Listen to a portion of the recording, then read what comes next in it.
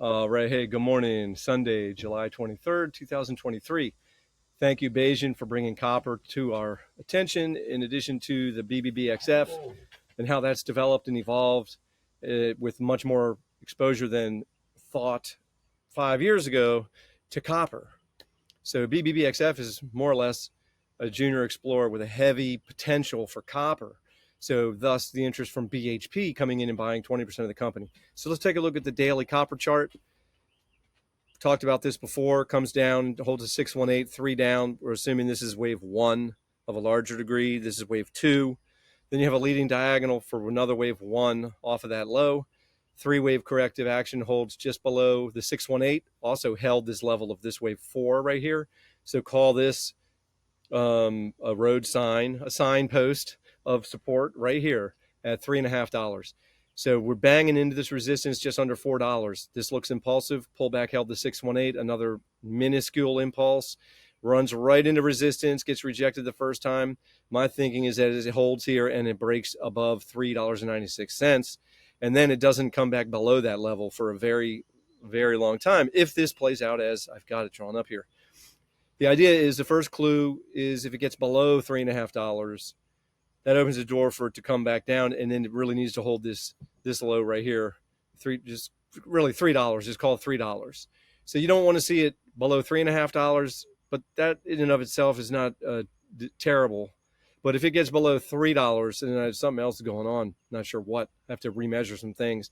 But this is looking really good. So that's copper with a target just on this. If this plays out as a 1-2, then the 3 gets you up. Just call it $5.50 to $6.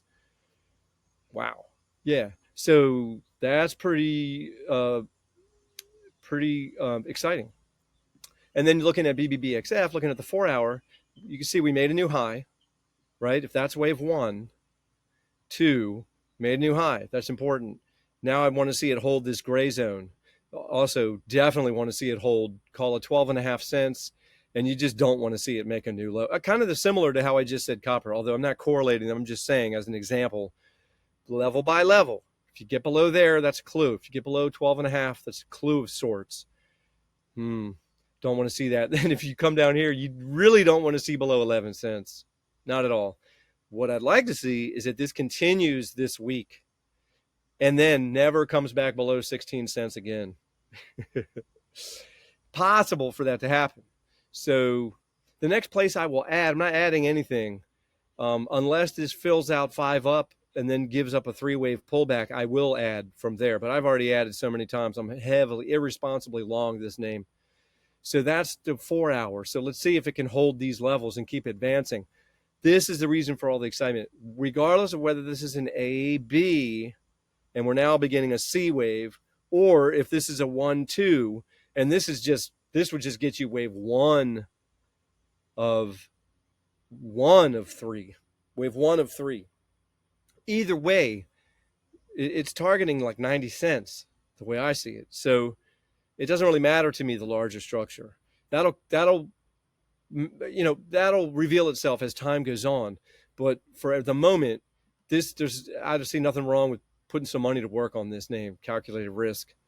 There you go. So thank you, Bayesian, for bringing this one. And to me, this looks really good. It's on the launch pad. Come on, you guys. Just don't screw it up, okay? All right. Good luck, everybody. See ya. Thank you, Bayesian. Bye-bye.